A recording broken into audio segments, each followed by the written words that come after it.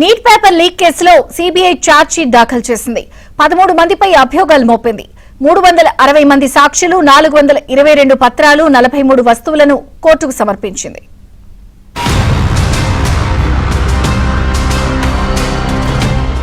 Neat paper leakage కేసులో CBI దర్యాప్తు వేగంగా సాగుతోంది. 13 మంది నిందితులపై ఛార్జిషీట్ దాఖలు చేసింది. నిందితుల్లో 3 ఎన్టీఎస్ సబ్జెక్టు నిపుణులు ఉన్నారు. తమ దర్యాప్తులో భాగంగా 92 చోట్ల సోదాలు చేసిన సీబీఐ కీలక డిజిటల్ ఆధారాలు స్వాధీనం చేసుకుంది. నిందితుల అకౌంట్లు, లాకర్లు, డీమ్యాట్ ఖాతాల్ని ఫ్రీజ్ చేసింది. నిందితులంతా ప్రస్తుతం జ్యుడిషియల్ కస్టడీలో ఉన్నారని, మే 12న విద్యాశాఖ ఫిర్యాదుతో కేసు నమోదు చేశామని సీబీఐ తెలిపింది.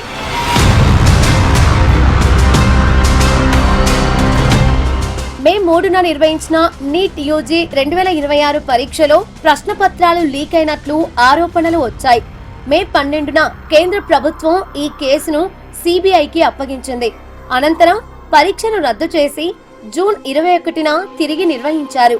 ఎఫ్ఐఆర్ నమోదు చేసిన వెంటనే మహారాష్ట్ర, రాజస్థాన్, హర్యానా, ఢిల్లీ సహా పలు రాష్ట్రాల్లోని 92 ప్రాంతాల్లో సీబీఐ సోదాలు నిర్వహించింది.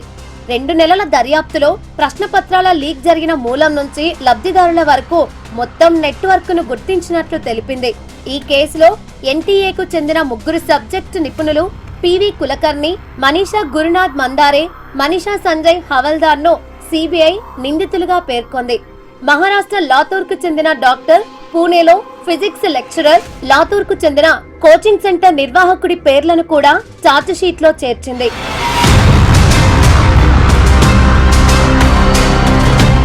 లీకైన ప్రశ్నపత్రాలను సేకరించి వాటిని పంపిణీ చేసిన పలువురు మధ్యవర్తులను అరెస్టు చేసినట్లు సీబీఐ తెలిపింది.